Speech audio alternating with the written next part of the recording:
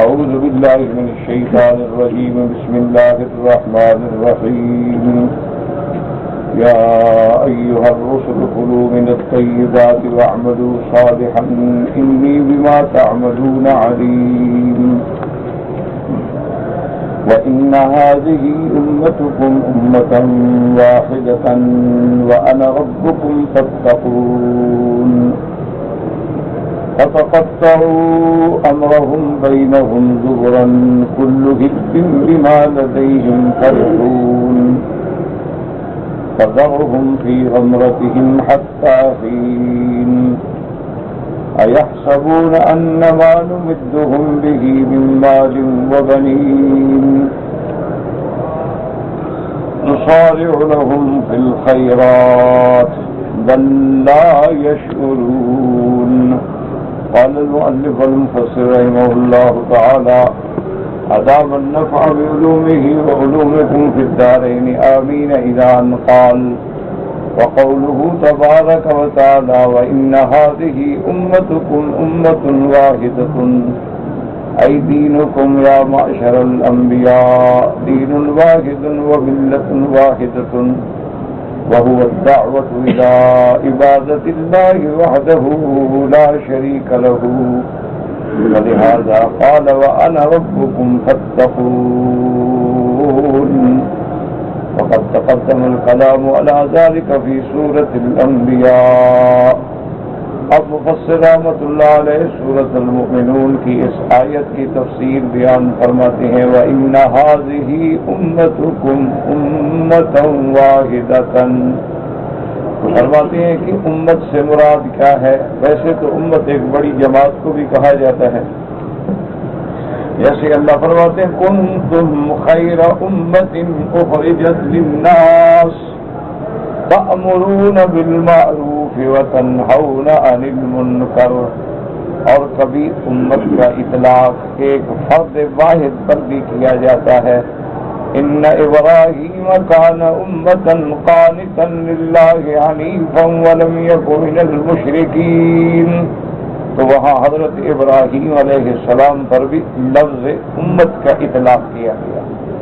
اور کبھی امت کا معنی دین ہوتا ہے، اس لیے مفسر رحمۃ اللہ علیہ فرماتے ہیں کہ اس آیت سے مراد دین ہے کہ اللہ پاک نے خطاب فرمایا کہ یا معشر الانبیاء علیہم الصلوات والتسلیم، کہ اے میرے نبی، میرے پیغمبر، میرے رسول علیہم الصلاۃ والتسلیم، دینکم دین واحد، کہ تم سب انبیاء کا دین ایک ہے اور ملت جو ہے وہ ایک ہے. اسی لیے قاعدہ ہے کہ اصول دین جو ہیں وہ اس میں کوئی اختلاف نہیں. حضرت نوح علیہ السلام سے لے کر رحمت دو عالم سیدنا محمد مصطفیٰ صلی اللہ علیہ وسلم تک اصول دین ایک ہے. اس لیے بعض علماء نے ان کو علیحدہ بھی کتابوں میں بیان فرمایا ہے کہ الاصول الثلاثہ، کہ تین اصول جو ہیں وہ بنیاد ہیں. اسی طرح مصطلحات علماء میں اس کو کہتے ہیں الایمان بالثلاثیات، کہ ان تین چیزوں پر جو ایمان ہے وہ بنیاد ہے، اساس ہے، اور اس میں کوئی اختلاف نہیں، اول پیغمبر سے لے کر آخر نبی تک. اور وہ بنیادی مسئلے کیا ہیں؟ اللہ کی توحید اور انبیاء کی نبوت و رسالت اور معاد. یہ تین چیزیں جو ہیں ان میں کوئی اختلاف نہیں، ان میں کوئی جھگڑا نہیں. اسی طرح جس نے بھی اپنے اپنے زمانے میں کسی نے نوح علیہ السلام کی رسالت کا اقرار کیا، کسی نے سیدنا موسیٰ علیہ السلام کی رسالت کا اقرار کیا، اور ہمیں اللہ نے نبی محمد مصطفیٰ صلی اللہ علیہ وسلم کی رسالت کا اقرار نصیب فرمایا. تو معنی یہ کہ ہے کہ امت بھی ایک ہے، ملت بھی ایک ہے، اور دین بھی ایک ہے، اس کے کسی قسم کا اختلاف نہیں.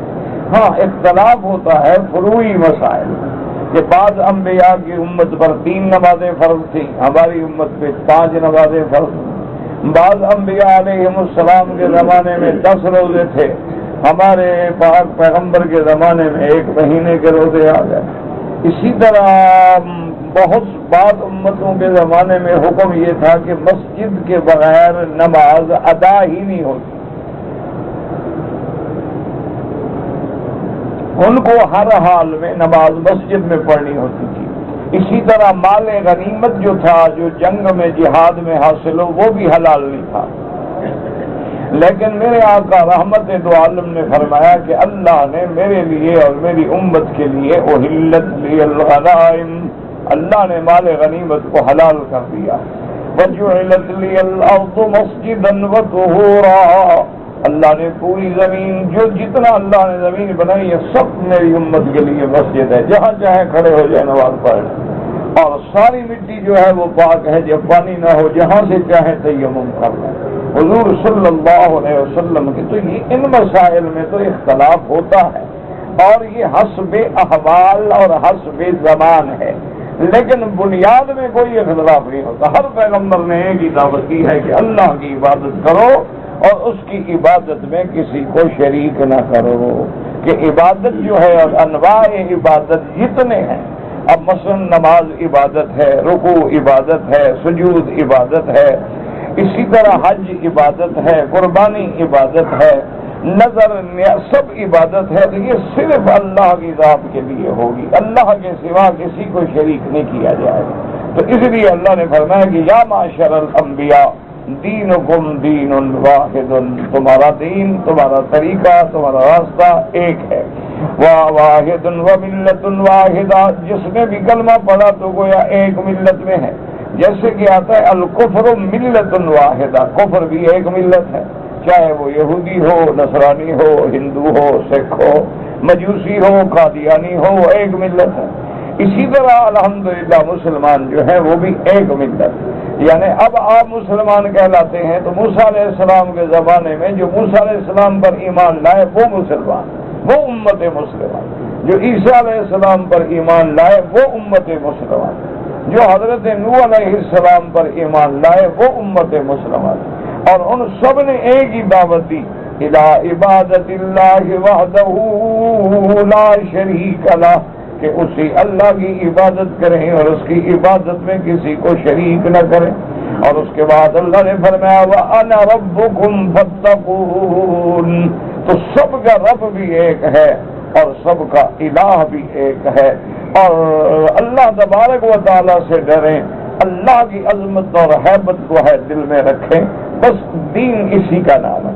اب مفسر رحمۃ اللہ علیہ فرماتے ہیں کہ سورۃ الانبیاء میں آپ اس آیت کی تفصیل پڑھ چکے ہیں، وَأَنَّ هَذِهِ أُمَّتُكُمْ أُمَّةً وَاحِدَةً، أُمَّةً وَاحِدَةً نصب ہے تو یہ منصوب کیوں ہے؟ تو حال، یہ حال ہے، منصوب علی الحال، فَتَقَطَّعُوا أَمْرَهُمْ بَيْنَهُمْ زُبُرًا الْأُمَمَ الَّذِينَ بُعِثَ إِلَيْهِمُ الْأَنْبِيَاءُ، لیکن وہ امتیں جن کی طرف اللہ نے پیغمبر بھیجے، وہ امتیں جو تھیں وہ خود فرقہ داریت میں مبتلا ہو گئیں، انہوں نے اپنے اپنے فرقے بنا لیے، اپنی اپنی جماعتیں بنا لی، وہ اس ملت واحدہ میں نہ جڑ سکے اور دین واحد پہ نہ قائم رہ سکے، بلکہ یہودیوں میں بھی قسمیں ہیں اور نصارہ میں بھی قسمیں ہیں اور ہندوؤں میں بھی قسمیں ہیں، کوئی اونچی ذات کا ہندو ہے، کوئی نیچی ذات کا ہندو ہے، کوئی برہمن ہے، کوئی پنڈت ہے، کوئی دلت ہے، کوئی چھوت چھات کے چکروں میں مبتلا ہے۔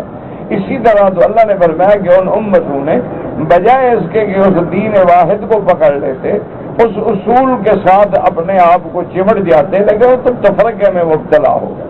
وَتَقَطَّعُوا أَمْرَهُمْ بَيْنَهُمْ زُبُرًا كُلُّ حِزْبٍ بِمَا لَدَيْهِمْ فَرِحُونَ أَيْ يَفْرَحُونَ بِمَا هُمْ فِيهِ مِنَ الضَّلَالِ لِأَنَّهُمْ يَحْسَبُونَ أَنَّهُمْ مُهْتَدُونَ، اور ہر جماعت جو ہے وہ اپنے اپنے اصولوں پہ خوش ہو گئی کہ بس ہم حق پر ہیں، باقی سب گمراہ ہیں۔ آج بھی آپ دیکھ لیں کہ اگر کوئی صحابہ کا دشمن ہے وہ سمجھتا ہے ہم حق پہ ہیں، ہم حق پہ ہیں، اور صحابہ نے بڑا نعوذ باللہ اہل بیت پہ بڑا ظلم کیا۔ اسی طرح اگر کوئی اہل بیت کا دشمن ہے اور صحابہ کے حق میں ہے، جیسے خارجی ہیں، وہ سمجھتے ہیں ہم حق پہ ہیں، رافضی ہیں وہ سمجھتے ہیں ہم حق پہ ہیں۔ قادیانی ہیں وہ کہتے ہیں جی نہیں ہم تو کمال ہے، یہ تو مسلمان ہیں اللہ کے نبی کی نبوت کو ختم کر رہے ہیں، ہم تو نبوت کو بڑھا رہے ہیں، تو یہ تو ختم کرنے والے کہتے ہیں نبوت ختم ہو گئی، نبوت بند ہو گئی۔ ہم کہتے ہیں نہیں، نبوت تو چل رہی ہے، جس پر بھی حضور کا سایہ ہو گیا وہ نبی بن گیا۔ تو وہ اپنی پارٹی میں خوش ہیں۔ اسی طرح آپ دیکھ لیں کہ جو لوگ غیر اللہ کی نظر چڑھاتے ہیں، نیازیں دیتے ہیں، قبروں پہ جا کے منتیں مانتے ہیں، باقاعدہ 9 راتیں بیٹھتے ہیں اور قبروں پہ سجدے کرتے ہیں اور اصحاب قبور سے استمداد کرتے ہیں، سوال کرتے ہیں، وہ بھی سمجھتے ہو، کہتے نہیں ہم تو بالکل حق پہ ہیں، مسلمان ہیں، حضور کا کلمہ پڑھتے ہیں، نمازیں پڑھتے ہیں، ہم کافر تھوڑے ہیں۔ کافر تو وہ تھے جو بتوں کی پوجا کرتے تھے، ہم بتوں کی پوجا تھوڑی کریں، ہم تو قبر والے کو سجدہ کریں کہ اللہ کا پیارا ہے، اصل سجدہ تو اللہ کا ہے، لہذا وہ بھی اپنے اپنے بات میں مگن ہیں۔ اچھا، اور ان کو بیچاروں کو کوئی بندہ سمجھائے اور اس کے پاس علم نہ ہو، کہیں دیکھو جی آدم کو ملائکہ نے سجدہ کیا، تو اگر آدم کا سجدہ جائز ہے تو آدم کی اولاد کا سجدہ بھی جائز ہے۔ دیکھو جی حضرت یوسف علیہ السلام کو باپ نے سجدہ کیا، تو اگر پیغمبر کا سجدہ جائز ہے تو یہ اولیاء علماء پیغمبروں کے وارث ہیں، پھر ان کا سجدہ بھی جائز ہے۔ تو لوگ بیچارے چکر میں آ جاتے ہیں کہ ہاں بات تو ٹھیک ہے، کہتے ہیں دیکھو قرآن میں ہے نا، لیکن کیا ہوتا ہے کہ ایک لفظ ہوتا ہے جس کو نہیں سمجھتے۔ بھئی آدم علیہ السلام کو ملائکہ نے سجدہ کیا، ہمارا ایمان ہے، ہم مانتے ہیں، لیکن وہ سجدہ کس کے حکم سے کیا؟ ہاں جی، اللہ نے حکم دیا تھا یا فرشتوں نے خود مشورہ کر کے آئے کہ بھئی یہ بڑا اچھا آدمی ہے، اچھا نشان والا ہے، اس کو جھک جاؤ سجدہ کر لو؟ تو اگر اللہ نے حکم دیا، تمہیں اللہ نے حکم دیا ہے قبروں پہ سجدہ کرو، آپ بھی ایک آیت پڑھ لیں، ہم حاضر ہیں، کوئی جھگڑا ہی نہیں، کوئی لڑائی نہیں، کوئی جھگڑا نہیں، کوئی اختلاف نہیں، کوئی سر پٹول نہیں۔ وہاں تو حکم ہے کہ وَإِذْ قُلْنَا لِلْمَلَائِكَةِ اسْجُدُوا لِآدَمَ، اللہ نے حکم دیا۔ اور اسی طرح دوسرے مقام پہ فرمایا فَإِذَا نَفَخْتُ فِيهِ مِن رُّوحِي فَقَعُوا لَهُ سَاجِدِينَ۔ تو یہ کس نے حکم دیا؟ اچھا، یوسف علیہ السلام کو سجدہ ہوا تو یوسف نے خواب دیکھا، اور نبی کا خواب اللہ کا حکم ہوتا ہے۔ اسی لیے جب یعقوب علیہ السلام نے سجدہ کیا تو حضرت یعقوب نے کیا کہا؟ قال هذا تأویل رؤیایا من قبل قد جعلها ربی حقا، کہ ابا جان یہ وہ میرے خواب کی تعبیر آج اللہ نے سچی کر۔ تو نبی کا خواب تو وہی ہوتا ہے، اللہ کا حکم ہوتا ہے۔ تو اگر ہمیں بھی کوئی حکم ہے کہ بھی قبر پہ سجدہ کرو، اچھا یہ حکم خدا کی شان دیکھو کہ ہمارے لوگوں نے، عجم والوں نے سمجھ لیا، انڈو پاک والوں نے سمجھ لیا، برما بنگال والوں نے سمجھ لیا، جن صحابہ نے حضور سے خود دین پڑھا ان کو سمجھ نہیں آیا نا۔ اگر یہ بات آپ کی سمجھ میں تو آ گئی، لیکن ابو بکر، عمر، عثمان و علی کی سمجھ میں نہ آئی کہ حضور کی مزار پہ جا کے سجدہ کرتے ہیں۔ آپ کہتے ہیں جی ہم تو وہ عبادت کا سجدہ ہے، یہ تعظیم کا سجدہ ہے، تو صحابہ یعنی حضور کی تعظیم نہیں کرتے تھے، تم زیادہ تعظیم کر رہے ہو، کوئی عقل کی بات۔ لیکن ہر آدمی جہاں کھڑا ہے نا جی وہی خوش ہے۔ اسی لیے یاد رکھیں کہ علماء نے لکھا ہے کہ کوئی آدمی شرابی ہے، زانی ہے، چور ہے، ڈاکو ہے، قاتل ہے، اس سے امید رکھو کہ توبہ کر لے گا، اور جو بندہ بدعت میں پڑ گیا ہے اس سے تو توبہ کی امید ہی ختم ہو جاتی ہے۔ وجہ کیا ہے کہ شرابی شراب پیتا ہے، پیسے خرچ کرتا ہے، لیکن جب ہوش آتا ہے تو دل و ضمیر بھی ملامت کرتا ہے کہ یار یہ کوئی اچھا کام تو نہیں، پھر سوسائٹی آ گئی، پھر پھنس گیا۔ ایک نعوذ باللہ آدمی غیر محرم عورتوں سے تعلق رکھتا ہے، وہاں پیسہ خرچ کرتا ہے، لیکن جب ہوش آتی ہے وہ بھی سوچتا ہے یار میری بھی تو بیٹی بہن ہے نا، میری بھی تو ماں ہے، وہ بھی جوان ہیں، ان پر بھی تو لوگ نظر رکھ سکتے ہیں۔ اگر مجھے لوگوں کی لڑکیاں اچھی لگتی ہیں تو میری بیوی کو بھی تو دوسرے مرد اچھے لگ سکتے ہیں. ضمیر لعنت کرتا تو کسی نہ کسی وقت توبہ کر دے گا. لیکن جو آدمی بدعت میں پڑا ہوا ہے وہ تو بدعت کو دین سمجھتا ہے، دین سے کیسے توبہ کرے؟ وہ میلاد منانے کو دین سمجھتا ہے، حضور کی محبت کی دلیل سمجھتا ہے، اس سے کیسے توبہ کرے؟ وہ 11ویں شریف منانے کو اولیاء اللہ کی تعظیم سمجھتا ہے، تو اس سے کیسے توبہ کرے؟ اسی طرح آپ دیکھ لیں کہ جو لوگ صحابہ کی دشمنی کرتے ہیں وہ کہتے ہیں ہم تو اہل بیت کی محبت میں آگے دشمنی کر رہے ہیں کہ حضور کی بیٹی تھی، مظلومہ تھی، اس کا میراث چھین لیا، حضرت علی بیچارے کمزور تھے، ان کی خلافت چھین لی. یہ سارے مکے کے مہاجر اکٹھے ہو گئے اور انہوں نے جناب نہ تو مدینے کے انصار کو قریب آنے دیا اور نہ حضرت علی کو قریب آنے دیا. حضرت علی غریب تھے، یہ سارے سرمایہ دار تھے، پیسے والے تھے، زور والے تھے، خلافت بھی کھا گئے، بی بی فاطمہ کا میراث بھی ختم کر گئے. ہم تو ان کے لیے رو رہے ہیں، وہ بھی سمجھتے ہیں کہ ہم حق پہ ہیں. بھائی اگر حضرت علی اتنا کمزور ہے، اپنی خلافت بھی نہیں بچا سکا، اپنی بیوی کی جائیداد کا حصہ بھی نہیں وصول کر سکا، تمہاری مدد کرنے کے لیے کیسے میدان میں آ جاتا ہے؟ تم کبڈی کھیلتے ہو تو یا علی، کشتی لڑتے ہو تو یا علی، جواب کرتے ہو. وہ اپنی خلافت نہیں بچا سکا، تمہاری مدد کیا کرے گا؟ تو دو باتوں میں ایک بات کا تو جھوٹ بول رہے ہو نا. اگر وہ مشکل کشا ہے، اگر وہ اس مقام پہ پہنچ گیا ہے کہ خود مولا ہے، تو پھر یہ کیا بات ہوئی کہ ابو بکر خلافت چھین لے، حضرت عمر خلافت چھین لے، بی بی فاطمہ کا میراث چھین لیا جائے؟ انا للہ ہے. وہ اسی کو جب دین سمجھ رہے ہیں تو اب توبہ کیسے کریں؟ اسی طرح آپ دیکھیں کہ خوارج ہیں، وہ کہتے ہیں توبہ توبہ توبہ. حضرت علی وہ کہتے ہیں نام بھی نہ لو حضرت علی کا. بھئی کیوں؟ انہوں نے کہا کمال ہے، حضور نے فرمایا تھا کہ جو بی بی فاطمہ کو ناراض کرے گا اس نے مجھے ناراض کیا.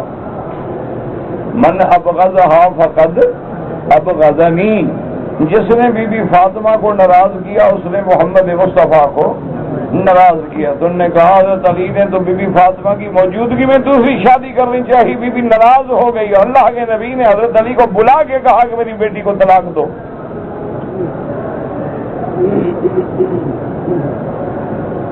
ہم نے کہا اور پھر کمال یہ ہے کہ حضرت علی پتہ شادی کس سے کر رہے تھے؟ ابو جہل کی بیٹی سے. حضور جلال میں آ گئے، فرمایا تجمع بنت عدو اللہ علی بنت رسول اللہ، اللہ کے نبی کی بیٹی پہ دشمن کی بیٹی کو سوکن بنا کے لا رہے ہو. طلاق دے دو میری بیٹی کو، جاؤ شادی کرو. انہوں نے کہا کہ اس نے بی بی کو بھی ناراض کیا، نبی کو بھی ناراض کیا، تو ہم علی کو کیسے مانیں؟ انہوں نے کہا حضرت علی کے زمانے میں 1,00,000 آدمی شہید ہو گئے. انہوں نے کہا یہی کام کیا انہوں نے. کبھی بی بی عائشہ سے جنگ ہے، کبھی معاویہ سے جنگ ہے، لاکھوں صحابہ مر گئے. یہ ہم تو نہیں مانتے، وہ تو بالکل نعوذ باللہ. بلکہ حضرت خوارج کی جو خوبصورت لڑکی ہوتی تھی نا، تو وہ جب کوئی پیغام لاتا نا رشتہ نکاح کے لیے، وہ کہتی حضرت علی کا سر لاؤ تو پھر شادی کروں گی. بغض دیکھو. لیکن وہ خارجی اسی میں خوش ہیں. اچھا، نمازیں تم سے زیادہ پڑھتے ہیں، قرآن تم سے زیادہ پڑھتے ہیں، عبادت تم سے زیادہ کرتے ہیں، لیکن اہل بیت کو نہیں مانتے. وہ کہتے ہیں کہ حضرت علی نے یہ کیا، حضرت حسن حسین پر شادیوں پہ زور تھا، روز نہیں شادی کرتے تھے.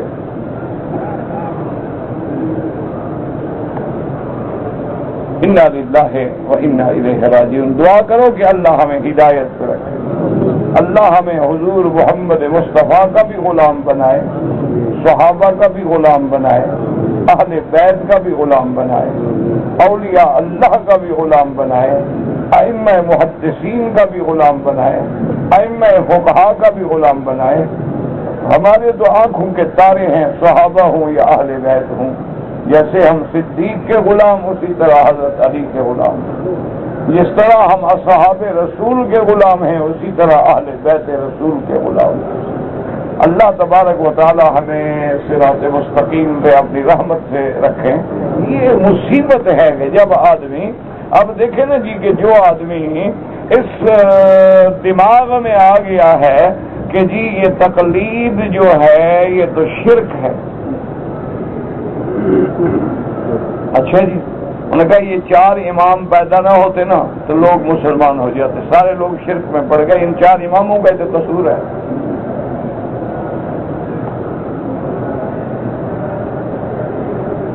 نہ 4 امام ہوتے نہ جھگڑا ہوتا۔ یہ نہیں کہتے کہ ہم نہ ہوتے تو کوئی ایسی بات کہنے والا نہ ہوتا، ہم بے وقوف نہ پیدا ہوتے۔ انا للہ و انا الیہ راجعون۔ اس لیے ہمیشہ یاد رکھیں کہ کل حزب بما لدیہم فرحون۔ میرا اللہ تو سچا ہے۔ اللہ فرماتا ہے کہ ہر جماعت اپنے رستے پہ خوش ہے، وہ کہتے ہیں ہم اسی میں خوش ہیں۔ حضرت موسیٰ علیہ السلام جب آئے فرعون کو دعوت دی، دعوت توحید دی، اپنے دلائل پیش کیے۔ پتہ ہے فرعون کیا کہتا ہے؟ فرعون اپنے سرداروں کو، اپنی کابینہ کو، اپنے وزیروں کو بلا کے کہنے لگا انی اخاف ان یبدل دینکم او ان یظہر فی الارض الفساد۔ کہنے لگا مجھے ڈر ہے کہ موسیٰ علیہ السلام کے آنے سے یہ تمہیں اپنے دین سے نہ ہٹا ڈالے اور تم میں فساد نہ پیدا کر دے، یعنی نبی فساد کرنے آیا۔ فرعون کا دین سچا ہے، موسیٰ کا دین غلط ہے، نعوذ باللہ۔ فرعون بھی یہی کہتا۔ مکے کے مشرکین ولید ابن المغیرہ، عتبہ، عتیبہ، شیبہ، ربیعہ، جو بڑے بڑے سردار ہیں، سارے آئے حضور کی خدمت میں، کہنے لگے کہ یا محمد صلی اللہ علیہ وسلم صفات احلامنا وصفا وکذبت آباءنا وفرقت بیننا وبین اہلنا واولادنا۔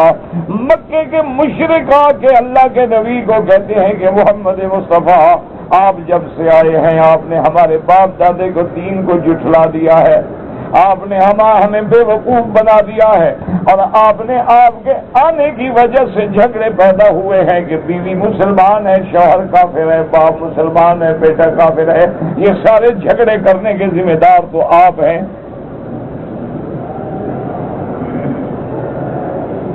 مشرک بھی یہی کہتے تھے۔ آج قبر پرستوں کو کہو بابا قبر پہ سجدہ جائز نہیں، وہ کہتے دیکھو وہاں بھی یہ نئے عذاب پیدا ہو گئے، ہمارا باپ کرتا تھا، دادا کرتا تھا، میری دادی 11ویں شریف بناتی تھی، نانی بناتی تھی۔ دیکھو نا دین یا دادی کا ہے یا نانی کا ہے، محمد مصطفیٰ کا تو ہے ہی نہیں۔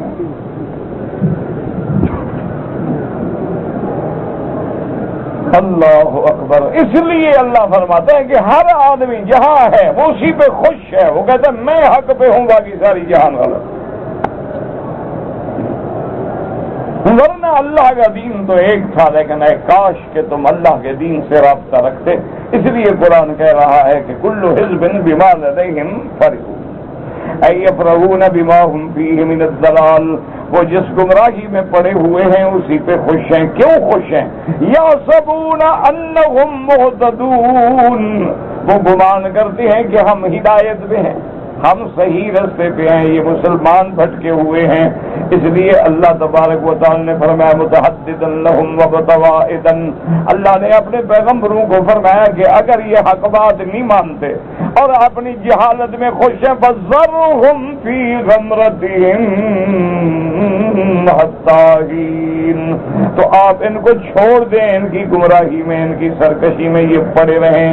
الہی نہینہم وہلاکہم، ایک وقت تک جب ان کی موت کا وقت آئے گا یا ہلاکت کا وقت آئے گا، جیسے اللہ فرماتے ہیں فَمَهِّلِ الْكَافِرِينَ أَمْهِلْهُمْ رُوَيْدًا، اور جیسے فرماتے ہیں ذرہم یأکلوا ویتمتعوا ویلہہم الامل فسوف یعلمون، اللہ نے فرمایا ان کو چھوڑ دو، کھائیں پیئیں نفع اٹھائیں، ان کو امیدوں نے غفلت میں ڈال رکھا ہے، ان قریب یہ جان لیں گے کہ میرے نبی حق پہ تھے، میرے پیغمبر حق پہ تھے، میرا دین حق پہ تھا، یہ حق پہ تھے۔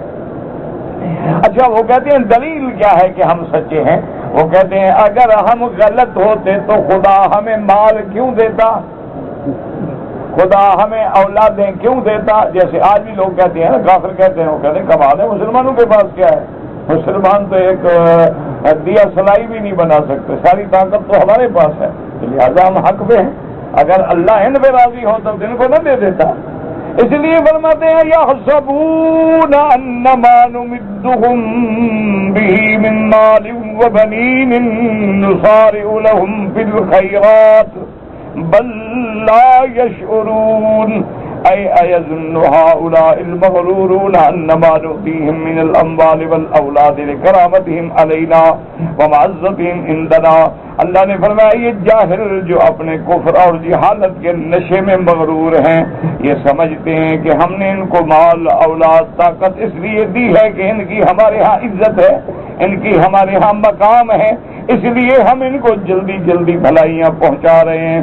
اللہ نے فرمایا بالکل غلط ہے، یہ سمجھ نہیں رہے ہیں، ہم تو اپنے دشمنوں کو اس لیے دیتے ہیں کہ استدراج دیتے ہیں کہ جتنا بڑھ سکتے ہو بڑھ جاؤ، جب اللہ پکڑے گا تو پھر تمہارے مٹانے پہ اللہ کے آگے دیر نہیں لگے گی۔ کلا علیہ السلام کو کما یظامون فی قولہم، اللہ نے فرمایا مفسر کہتے ہیں کہ ہرگز نہیں، وہ جھوٹے ہیں، کیوں؟ جیسے کافر کہتے تھے نحن اکثر اموالا واولادا وما نحن بمعذبین، کہ ہماری اولاد بھی زیادہ ہے، مال بھی زیادہ ہے، طاقت بھی زیادہ ہے، ہمیں عذاب بھی نہیں ہوگا۔ لقد اخطأوا فی ذلک وخاب رجاؤہم، وہ دھوکے میں پڑے رہے، انہوں نے غلطی کی۔ انما نفعل بہم ذلک استدراجا وانذارا واملاء، ہم تو ان کو یہ دیتے ہیں، اس کو استدراج کہتے ہیں، مہلت دیتے ہیں کہ اچھا دے رہے ہیں، کرو کرو، کتنا پڑھتے ہو برائی میں پڑھو۔ کیوں؟ جو دیکھے نا، ہمیشہ یاد رکھو، اگر طاقتور ہو نا جی، طاقت بادشاہ ہے، دشمن جو کر سکتے ہو کر لو، میں جس دن پکڑوں گا نا پھر پتہ لگ جائے گا تمہیں، تو اس لیے اللہ سے بڑا طاقت والا کون ہے؟ اس لیے اللہ تبارک و تعالی نے تو شیطان کو بھی مہلت دی ہے، شیطان کو بھی قوت دی ہے کہ شیطان 1 گھنٹے کے اندر ساری دنیا کا چکر لگا سکتا ہے، شکل بدل سکتا ہے، ہواؤں میں اڑ سکتا ہے، سمندروں پہ چل سکتا ہے، تو یہ کوئی بزرگی تو نہیں ہے، تو استدراج ہے۔ اللہ نے تو دجال کو بھی طاقت دی ہوگی، دجال زمینوں کو حکم کرے گا اخرجی کنوز کے اپنے خزانے نکالو، تو زمین سے سونے چاندی کے ڈھیر باہر آ جائیں گے، دریاؤں کو حکم دے گا کہ چلو تو چل پڑیں گے، کھیتوں کو حکم دے گا تو کھیت تیار ہو جائیں گے۔ یہ استدراج ہوتا ہے۔ اللہ دشمنوں کو بھی مہلت دیتے ہیں کہ تم حسرت نہ رکھنا کہ ہمارے پاس طاقت نہیں تھی، لگا لو زور جتنا لگانا چاہتے ہو، لیکن ان قریب تم جان لو گے۔ اس لیے مفسر رحمت اللہ علیہ فرماتے ہیں کہ اللہ تبارک و تعالی نے جو کچھ بھی ان کو دیا ہے استدراجن ہے، ان لا یشعرون، وہ سمجھتے نہیں۔ جیسے اللہ نے فرمایا میرے محبوب محمد مصطفیٰ صلی اللہ علیہ وسلم فلا تعجبک اموالہم ولا اولادہم، آپ کافروں کے مال اور اولاد کو دیکھ کے تعجب میں نہ پڑیں، انما یرید اللہ لیعذبہم بہا فی الحیات الدنیا، اللہ تبارک و تعالی اس طریقے سے ان کو عذاب دینا چاہتے ہیں۔ وقال تبارک و تعالی انما نملی لہم لیزدادوا اثما، ہم کافروں کو مہلت کیوں دیتے ہیں؟ تاکہ یہ اور زیادہ کفر میں بڑھیں۔ فذرنی ومن یکذب بہذا الحدیث سنستدرجہم من حیث لا یعلمون واملی لہم ان کیدی متین۔ اللہ نے فرمایا میرے محبوب آپ چھوڑے ان لوگوں کو جو تکلیف کرتے ہیں، ہم کو تو ان کو سیڑھی سیڑھی چڑھا رہے ہیں، جب ہم نے پکڑا تو پھر اوپر سے پکڑ کے گرا دیں گے۔ اسی طرح فرماتے ہیں ذرنی ومن خلقت وحیدا، اللہ نے فرمایا میرا بدنی آپ کا دشمن ولید ابن المغیرہ جو دعویٰ کرتا ہے کہ ان الوحید ابن الوحید، چھوڑیں بس میں اکیلا اس کے لیے کافی، میں خود اس کو پکڑوں گا۔ اللہ تبارک و تعالی نے فرمایا وَمَا أَمْوَالُكُمْ وَلَا أَوْلَادُكُمْ بِالَّتِي تُقَرِّبُكُمْ عِندَنَا زُلْفًا إِلَّا مَنْ آمَنَ وَعَمِلَ صَالِحًا، تمہارے مال، تمہاری اولادیں یہ تمہیں اللہ کے قریب نہیں پہنچا سکتی، ہاں ان لوگوں کو جو ایمان لائیں گے اور اچھے عمل کریں گے ان کے لیے اولادیں بھی بھلا، مال بھی بھلا، مال دیں گے، صدقے کریں گے، خیراتیں کریں گے، حج پڑھیں گے، اولاد ہوگی تو دین پڑھائیں گے، قرآن پڑھائیں گے، ان کو عالم بنائیں گے، حافظ بنائیں گے۔ اس لیے فرماتی ہیں الآیات فی ھذا کثیرۃ، قال قتادہ فی قولہ ایحسبون انما نمدهم به من مال وبنین نسارع لهم فی الخیرات بل لا يشعرون قال مکر واللہ بالقوم فی اموالهم واولادهم۔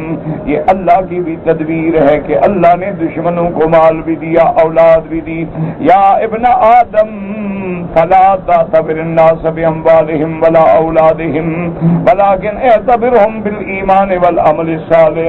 اس لیے حکم ہے کہ ابن آدم کسی کے مال اور اولاد کو دیکھ کے حق نہ حق کا فیصلہ نہ کرنا، کیونکہ اولاد تو ہم کافروں کو بھی دے دیتے ہیں۔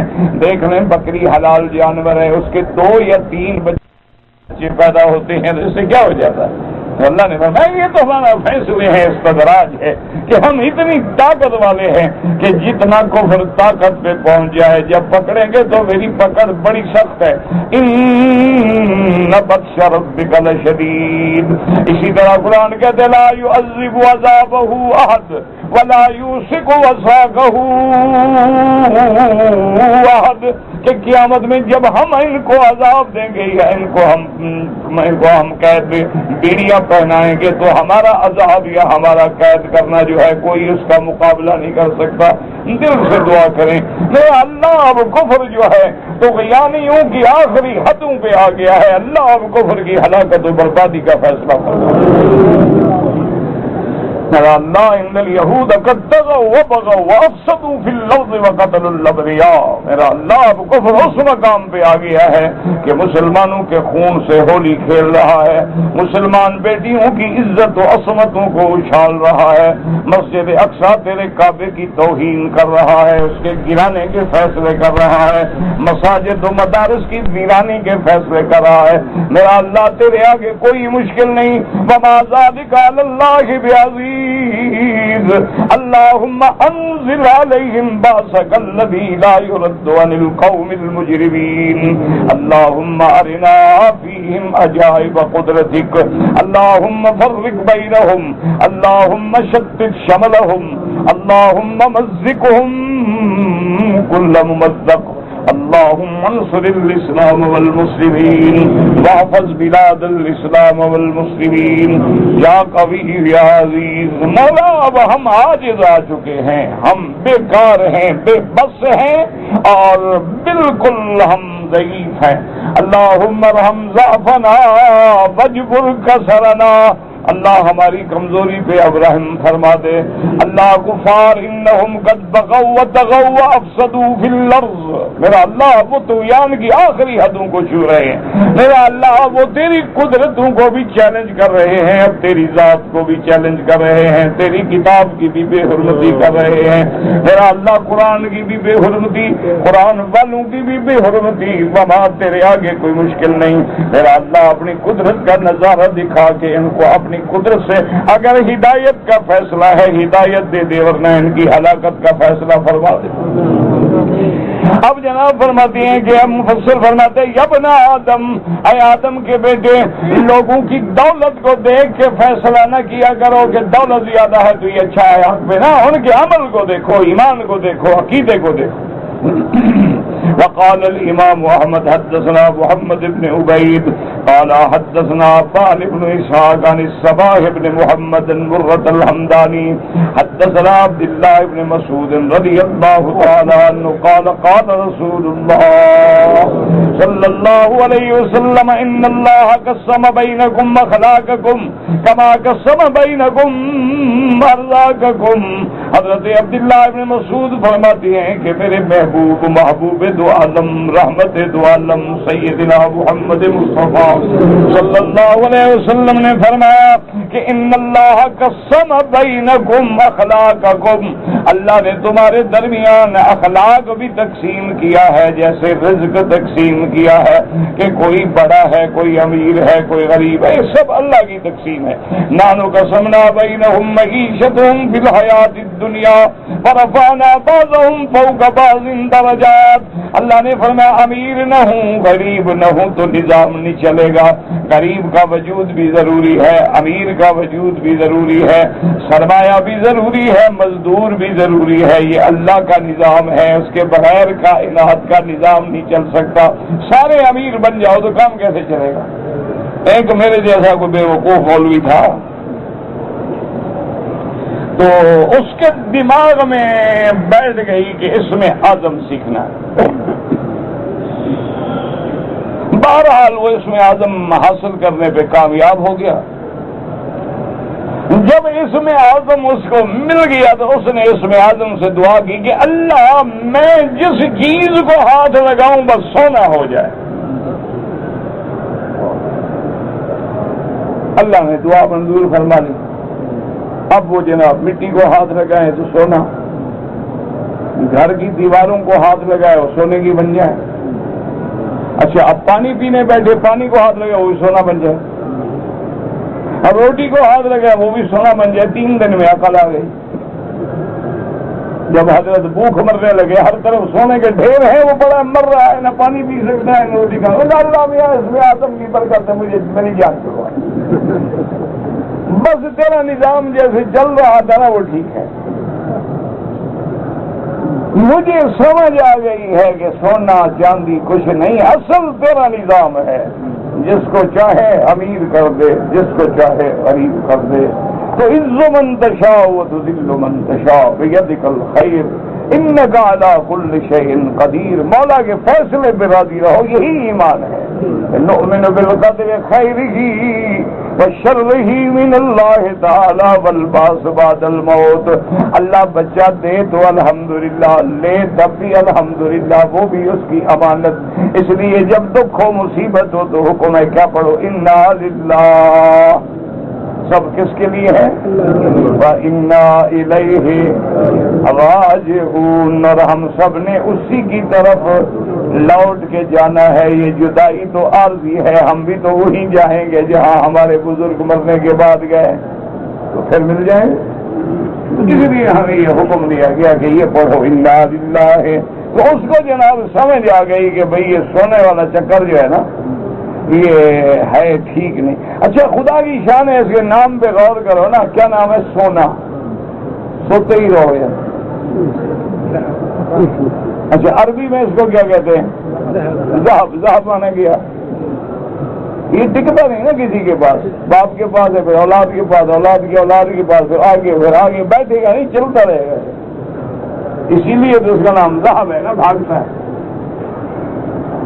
اللہ. اور اردو میں بھی کیا کہیں گے؟ سونا. اچھا کوئی آدمی زیادہ سوئے گا یار تم ہر وقت سوتے رہتے ہو، لیکن اس سونے کے پیچھے سب پڑے ہوئے ہیں. کہیں کالا سونا ہے، کہیں پیلا سونا ہے، کہیں وائٹ گولڈ ہے، کہیں یلو ہے، کہیں بلیک گولڈ ہے. بس سونا ہے، بس سونا ہے. اسی لیے ایک دفعہ میں پتہ نہیں کس جگہ تھا تو ہمارے بالکل سامنے ایک گرجا تھا عیسائیوں کا. یہاں ہم تقریر کر رہے تھے نا، سامنے وہ گرجا. تو میں نے ساتھیوں سے کہا، میں نے کہا بھی ذرا آہستہ آہستہ یہ لفظ ادا کرو. تو اس کا کیا معنی بنتا ہے؟ گر کیا معنی ہوگا؟ گر بس خدا کرے گر جا.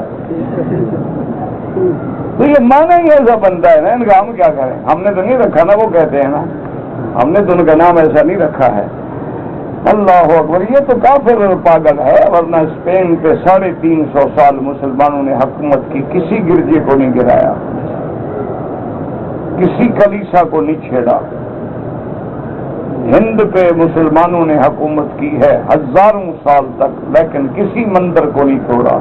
یہ تو وہ بدبخت ہیں، کبھی اس مسجد کو شہید کرتے ہیں، کبھی اس مسجد کو شہید کرتے ہیں، کبھی کہتے ہیں یہ مسجد یہاں ہمارا جو رام تھا نا خدا، وہ پیدا ہوا تھا، خدا بھی پیدا ہوتا ہے نا ان کا۔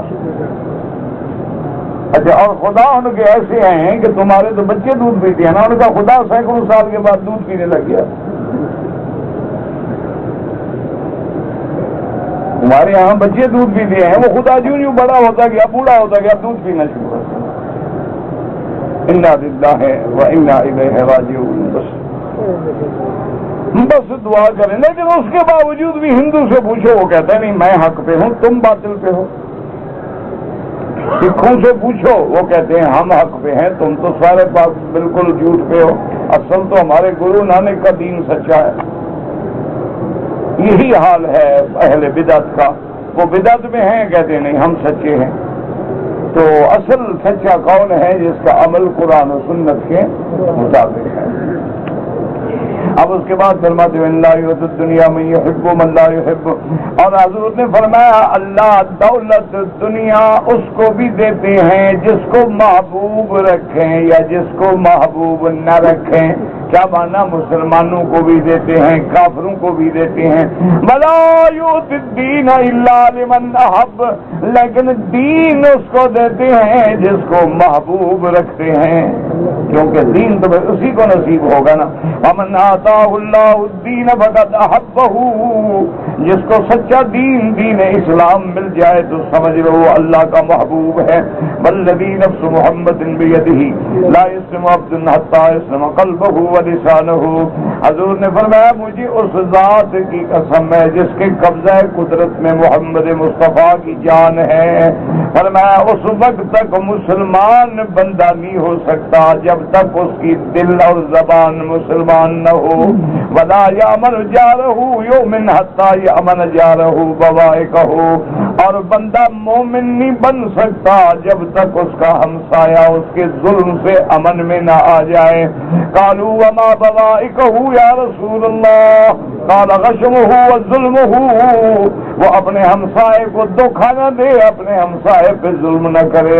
فلا یکسب عبد والا من حرام فینفق منہ ویبارک لہ فیہ ولا یتصدق بہ فیقبل منہ، جو بندہ مال حرام کما کے خرچ کرے اللہ اس میں برکت بھی نہیں دیتے، اگر صدقہ حرام مال سے کرے تو اللہ قبول بھی نہیں فرماتے۔ ولا یترکوا خلف ظہرہ الا کان زادہ الی النار، اور جو حرام کا مال کما کے چھوڑ جائے گویا اپنی جہنم کے لیے چھوڑ گیا۔ ان اللہ لا یمحو السیئ بالسیئ ولکن یمحو السیئ بالحسن، اللہ برائی کو برائی سے نہیں مٹاتے بلکہ برائی کو حسنہ سے مٹاتے ہیں۔ ان الخبیث لا یمحو الخبیث، کوئی پلید چیز پلید کو نہیں مٹا سکتی۔ اگر کپڑا پلید ہو جائے تو پیشاب سے نہیں دھویا جا سکتا، پلید پانی سے نہیں دھویا جا سکتا، وہ پاک پانی سے دھویا جاتا ہے۔ اور ان اللہ طیب لا یقبل الا الطیب، اللہ پاک ہیں، وہ پاک کے بغیر کسی چیز کو قبول نہیں فرماتے ہیں۔ اللهم اغفرنا بحلالك عن حرامك واغننا بفضلك عمن سواك یا فارج الهم یا کاشف الغم یا مجیب دعوت المضطرین یا خیر معطی السائلین یا رحمان الدنیا والآخرہ ورحیمہما فرحمنا برحمت تغنینا بها عن رحمت عمن سواك۔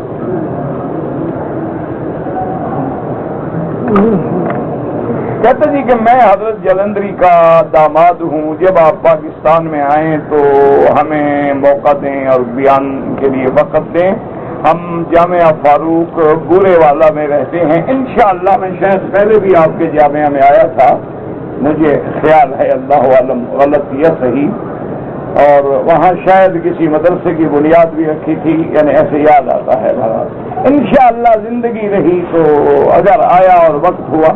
اصل بات یہ ہے نا میرا بھائی کہ وہاں ہم آتے ہیں 10 دن 15 دن کے لیے، وہ جلسے کرنے تو نہیں آتے نا، اپنے ذاتی امور ہوتے ہیں، معاملات ہوتے ہیں، کاروبار کام ہوتے ہیں، وہ نمٹاتے 10 دن گزر جاتے ہیں، ہم وہ اپنے کام بھی نہیں کر سکتے اور واپس آ جاتے۔ اس لیے کسی دوست کو ناراض نہیں ہونا چاہیے۔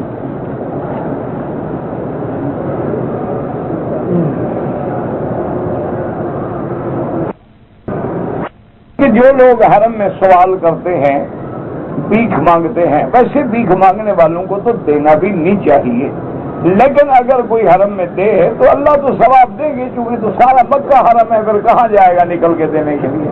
مجبوری ہے نا۔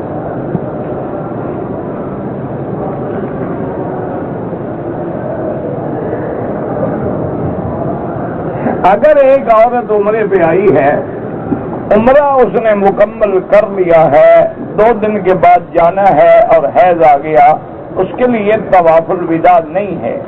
ایسے یاد رکھو، عمرے والوں کے لیے طواف الوداع واجب ہی نہیں، مرد ہو یا عورت ہو طواف الوداع نہ کرے چلی جائے کوئی بات نہیں۔ حج میں طواف الوداع واجب ہوتا ہے، عمرے میں طواف الوداع کرو تو افضل بات ہے، اچھی بات ہے، حدیث پہ عمل ہو جائے گا اور بندے کو پتہ بھی نہیں کل ہم زندہ بھی ہوں گے یا نہیں ہوں گے۔ اس لیے طواف الوداع کرنا چاہیے لیکن واجب نہیں، یعنی چھوڑ دیا۔ حج میں چھوڑے تو دم ہے، لیکن اگر حج میں بھی عورت کو حیض آ جائے تو طواف الوداع اس کو بھی معاف ہوتا ہے۔ کہتے جی کہ اگر ہم احرام کی چادر باندھے ہوئے ہیں، پسینہ آ گیا تو ہم پسینہ پوچھ سکتے ہیں؟ کیوں نہیں پوچھ سکتے؟ چادر ہی ہے اور کیا ہے نا، تمہارے احرام باندھنے سے کیا وہ کیا وہ متبرک چیز مسلح بن گیا ہے؟ کیا ہو گیا ہے؟ چادر ہے، جس کام لگاؤ۔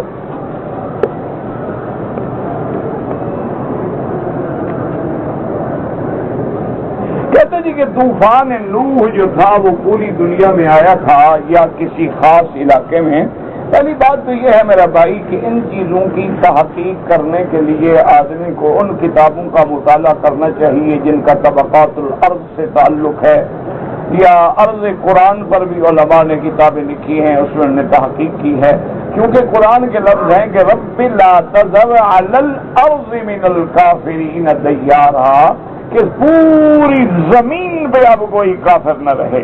تو اس لیے بعض علماء کہتے ہیں کہ ساری زمین پہ طوفان نوح آیا تھا، لیکن بعض کہتے ہیں کہ نہیں، یہ عرب کے خاص علاقوں میں آیا تھا، پوری دنیا میں نہیں آیا تھا۔ تو بہرحال چونکہ قرآن نے اس کے بارے میں ایک تفصیل نہیں بیان کی ہے تو علماء نے البتہ کتابیں لکھی ہیں، تحقیق کریں، اور اس کی تحقیق کا فائدہ بھی کوئی نہیں، جہاں آیا تھا گزر گیا بس۔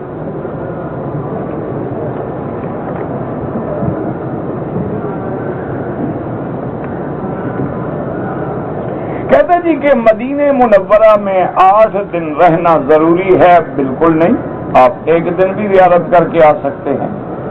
وہ تو ایک حدیث مبارک میں ہے کہ اگر کوئی آدمی 40 نمازیں مدینہ پاک میں پڑھے اس انداز میں کہ مسجد میں ہو، جماعت سے ہو، تو اللہ اس کو نفاق اور جہنم سے بری فرما دیں گے، لیکن حدیث ضعیف ہے۔ بہرحال فضائل اعمال میں حدیث ضعیف بھی محدثین ذکر فرماتے ہیں، اگر تمہیں اللہ موقع دے تو 40 نمازیں نہیں بلکہ 40 سال پڑھو تب بھی تھوڑی ہے، لیکن زیارت سے اس کا کوئی تعلق نہیں۔ آپ صبح کی نماز کے بعد پہنچے، ظہر سے پہلے واپس آ گئے، بس حاضری ہو گئی۔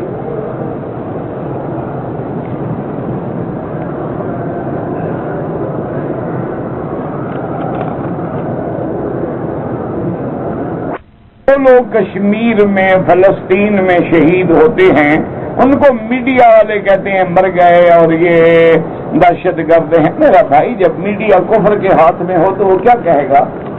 مسلمانوں نے کبھی کوشش کی ہے میڈیا کی؟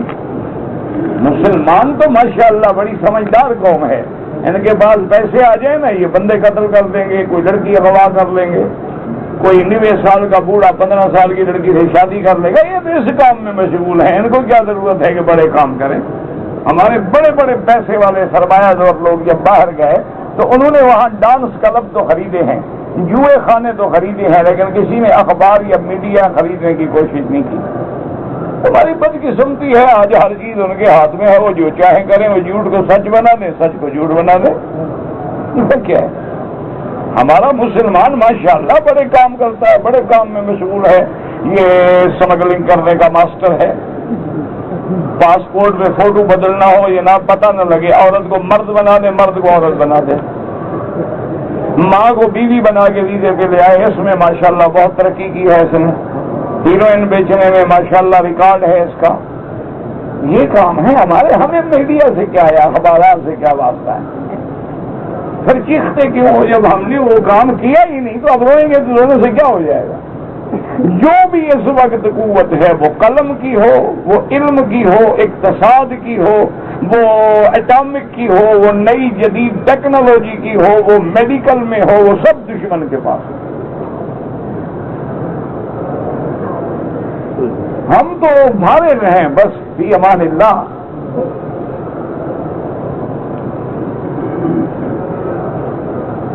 میں عمرے کے لیے آیا ہوں، حج تک چھپا رہوں، کیوں اسلامی قانون کو توڑتے ہو؟ عمرہ کرو، چلے جاؤ، پھر اللہ توفیق دے حج پہ آ جانا، کیوں چھپے رہو؟ پکڑے جاؤ، ذلیل بھی ہو، ملک کو بھی بدنام کرو، کیا ضرورت ہے؟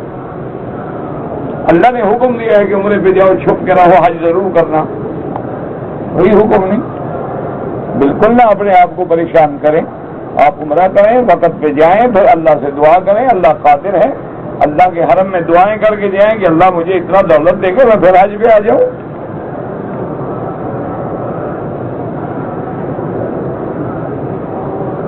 اگر کوئی بچہ نابالغ ہے، عمرے کے بعد سارے بال نہیں کٹوائے، تھوڑے تھوڑے کٹائے، اس پر کوئی دم شم نہیں، وہ تو بھی بالغ ہی نہیں ہوا نا۔ اگر لڑکی ہے یا لڑکا ہے، بالغ ہے نابالغ ہے، ہمیں پتہ نہیں لگتا جنازے میں، تو کوئی حرج نہیں، وہ دعا سب کے لیے ہے۔ اللہم اغفر لحینا و میتنا و شاہدنا و غائبنا و صغیرنا و کبیرنا و ذکرنا و انثانا، سب کے لیے آ گئے، کوئی بات نہیں۔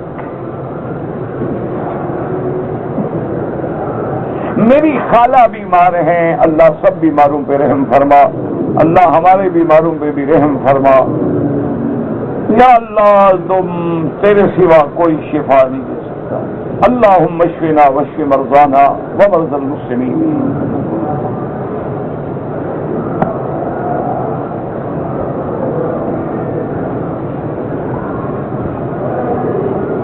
اگر ایک عورت ہے احرام میں ہے لیکن حیض آ گیا، اب وہ سوتے ہوئے اگر بدن پہ کپڑا ڈال لے کوئی بات نہیں، صرف چہرے پہ نہ ڈالے۔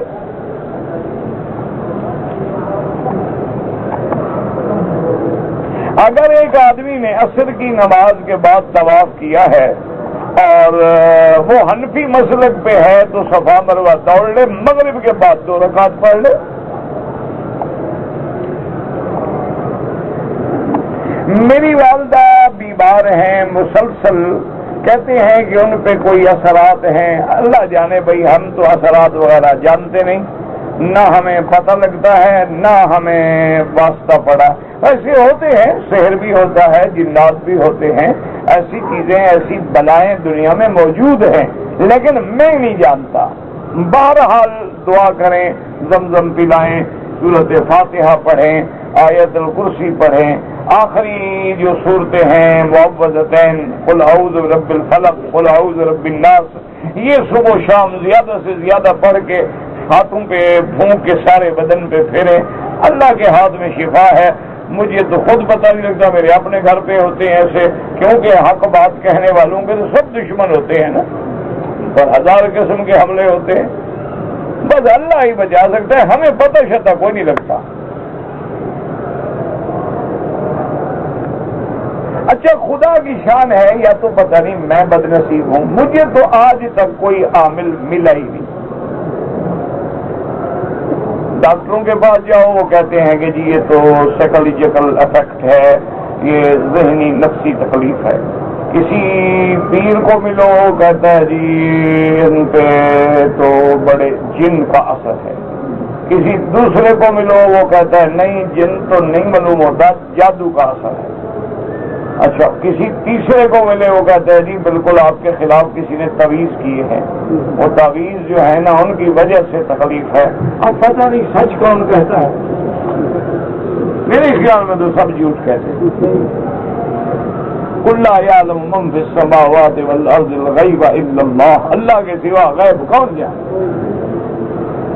اب تو جناب پیر کہتے ہیں جن ہمارے تابع ہیں. یار جن ایسے تمہارے تابع ہیں کہ 2-3 یہودی رگڑ ڈالو، تمہارے جن مسلمانوں کو مارنے کے کام آئیں گے؟ تمہارے جو جن تابع ہیں کافر ہمیں اتباع کر رہے ہیں، تمہارے جن کس دن کام آئیں گے؟ یہ صرف مسلمانوں کو بادشاہ. اور جن ہمارے علاقے کے ایسے سمجھدار ہیں، پنجاب میں کسی عورت کو جن ہو نا جی تو وہ سندھ کے پیر سے نکلتا ہے، اور سندھ میں کسی عورت کو جن پکڑے تو وہ ہمارے ملتان کے پیر سے نکلتا ہے. علاقے والا پیر اس کو ٹھیک نہیں کر سکتا. انا للہ و انا الیہ راجعون. دعا کرو اللہ یاد ہدایت. یہ کوئی جن شن نہیں ہوتا. میرا اپنا ایک شاگرد تھا بھی سید، میرے خیال فوت ہو گئے اللہ عالم. اور میں جناب ایک جگہ جلسے پہ تقریر کرنے کے لیے گیا تو انہوں نے کہا کہ صحیح مہربانی کریں کہ وہ کھانا تو بالکل تیار ہے لیکن پیر سائیں آ رہے ہیں، اور انہوں نے کہا تھا کہ میں نے مکی صاحب کے ساتھ کھانا کھانا ہے تو ہمیں پیر سائیں کا انتظار ہے. میں نے کہا یار ہم تو بڑے مسافر لوگ ہیں، سفر کر کے تھکے ہوئے ہیں اور پھر میں نے تقریر کرنی ہے، اور اگر لیٹ ہو گئے تو میں کھانا کھا کے تقریر نہیں کر سکتا، میری مجبوری ہے. انہوں نے کہا جی بہرحال پیر سائیں کا تو انتظار کرنا ہے. خیر اتنی دیر میں پیر سائیں آ گئے، 5-7 گھوڑیاں آگے پیچھے لوگ بھاگ رہے ہیں اور لوگ جناب پاؤں پڑ رہے. میں نے دیکھا یار یہ تمہارا شاگرد ہے. تو خیر بہرحال وہ پیر سائیں آیا تو وہ مجھے آگے پاؤں پڑ گیا. اب سارے حیران پریشان، ہمارے پیر کو کیا ہو گیا، وہابی کے پاؤں پڑ رہا. تو اس نے کہا بدبختو یہ میرا استاد ہیں، میرے مرشد ہیں، ہمارے پیر ہیں، انہوں نے تو ہمیں اس مقام پہ پہنچایا ہے. تو بہرحال اس نے کہا کھانا جلدی کھانا لگاؤ حضرت کا، اور ہم کھانا کھاتے ہیں اور سب کوئی اندر نہ آئے، صرف میں اور حضرت کھانا کھائیں گے. تو جب میں نے گیا تم تو ماشاءاللہ بڑے پیر بن گئے، پڑھنے میں تو بڑے نالائق تھے. اس نے کہا اسی لیے تو پیر بناؤں. میرا دوست بھی تھا نا، اور سچی بات کی بیچارے نے. میرا خیال ہے فوت ہو گیا، اللہ مغفرت فرمائے. تو بہرحال کہنے لگا حضرت اگر پڑھنے میں عالم بنتا تو پھر عالم بنتا، مدرس بنتا، پڑھاتا. جب پڑھنے میں نالائق تھا تو پیر بننے کے سوا چارہ کوئی نہیں تھا، سید ویسے میں تھا. تو لہٰذا میں نے کہا یار تمہارا سنا ہے آج کل تم جن نکالتے ہو. اس نے کہا حضرت آپ سے کیا پردہ ہے، 95% جھوٹ ہوتا ہے، کوئی جن نہیں ہوتا.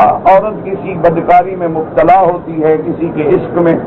ہم جا کے دروازہ بند کر کے علیحدہ بلا کے اس کو کہہ دیتے ہیں کہ بابا سیدھی بات کرو، ہم تمہارا انتظام کرا دیں گے، تم ہماری عزت رکھو، ہم تمہاری عزت رکھتے ہیں. وہ فوراً راضی ہو جاتی ہے. بھلا اس کو کہتے ہیں اب ہم نیچے ڈنڈے شنڈے ماریں گے، تم چیختی رہو، سمجھیں گے جن کو ہم مار رہے ہیں. سب فراڈ ہوتا ہے. اس کو ہم کہہ دیتے ہیں اس کے شوہر کو کہ بابا دیکھو اگر سندھ کے ہو نا تو اس کو داتا صاحب کی مدار پہ ہر مہینے لے جانا ہے. اب وہ اتنا لمبا سفر کرے گا یار، اس کو مل جائے گا. بولے گا وہ ہمارا کام. اور جس دن اس نے منع کیا اس کو پھر جن شروع ہو گئے، پھر پیر صاحب آ گئے. بولے گا حضرت کوئی جن شن نہیں ہوتے، سب بکواس ہے، فراڈ ہے. اور جن کو جن ہوتا ہے نا، انہوں نے کہا مکی صاحب آپ تو میرے استاد ہیں، ہم ان کے قریب خود بھی نہیں جاتے کہ کہیں ہمیں نہ مال ڈالے پاگل. انہوں نے کہا سب چکر ہے، فراڈ ہے. وہ بھی بہت ٹھیک ٹھاک تھا، وہ سچا آدمی تھا، اللہ اس کی مغفرت کرے. فوت ہو گیا. بہرحال میرا خیال ہے اللہ اگر زندہ ہو تو زندہ ہو. اب مدت ہو گئی نا، ہم ملے نہیں. کہتے ہیں جی کہ جب حضور پہ ہم الصلاۃ والسلام علیک یا رسول اللہ پڑھیں تو شیخین پہ السلام علیک یا ابا بکر، السلام علیک یا خلیفۃ النبی المصطفیٰ، السلام علیک یا وزیر النبی المصطفیٰ، بالکل اسی طرح پڑھے. کہتے جی کہ پاکستان میں ایک جماعت ہے جو کہتی ہے ایسے سلام نہ پڑھے. اللہ ان کو ہدایت دے. بس ہم کسی کو برا نہیں کہتے، ہم تو سب کے لیے دعا کرتے ہیں. دور سے پڑھو، درود پڑھو. روزے پہ حاضر ہوں تو الصلاۃ والسلام علیک یا رسول. ہم نے عمرہ تو کیا ہے لیکن چوتھائی بال نہیں کٹائے. اگر صرف ٹک لگائے ہیں تھوڑے تھوڑے تو بال بھی کٹواؤ اور دم بھی ادا کرو.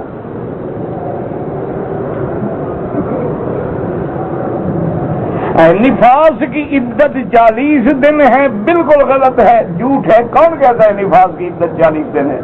نفاس کی کوئی عدت ہوتی ہی نہیں۔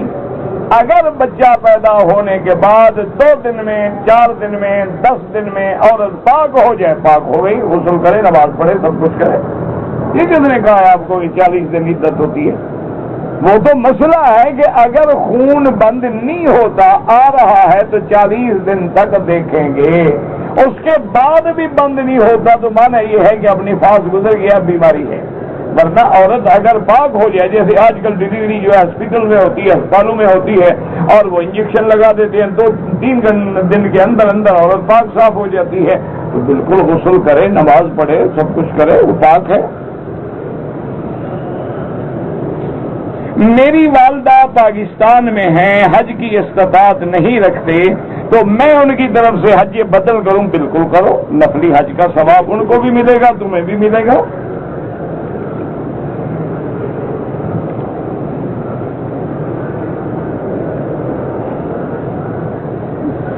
ایک آدمی شادی کرنا چاہتا ہے، کمپنی اس کو اجازت نہیں دیتی، وہ نکاح کر لیں تو عورت کا ولی ساتھ ہونا چاہیے؟ ہاں، ساتھ ہونا چاہیے ولی۔ یا آپ ایسا کریں کہ آپ ایک خط لکھ دیں کہ میں فلاں شخص کو اپنا وکیل شرعی بناتا ہوں، اس کو میں اجازت دیتا ہوں کہ بحیثیت میرے وکیل شرعی کے میرا نکاح فلاں عورت سے کر دے۔ وہ آدمی جا کے آپ کی طرف سے ایجاب قبول کر دے، آپ کا نکاح ہو گیا۔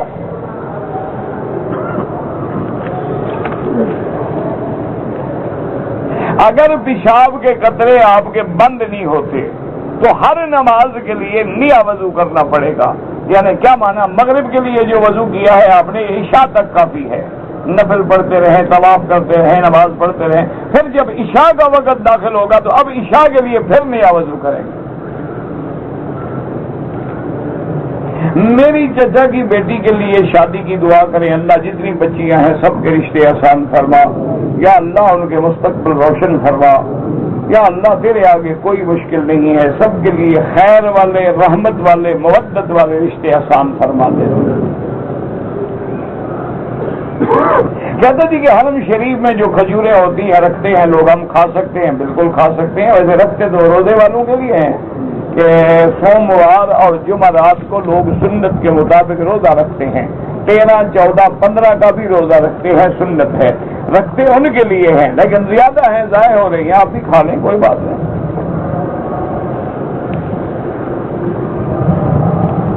میری بھانجی بیمار ہے پولیو کی وجہ سے، اللہ شفا دے۔ میرے ایک عزیز ہیں کاشف بیمار ہیں، اللہ شفا دے۔ اذان کا پتہ مجھے نہیں پتا، آپ نے کیا آیت نمبر 109 مجھے نہیں، نہ نمبرات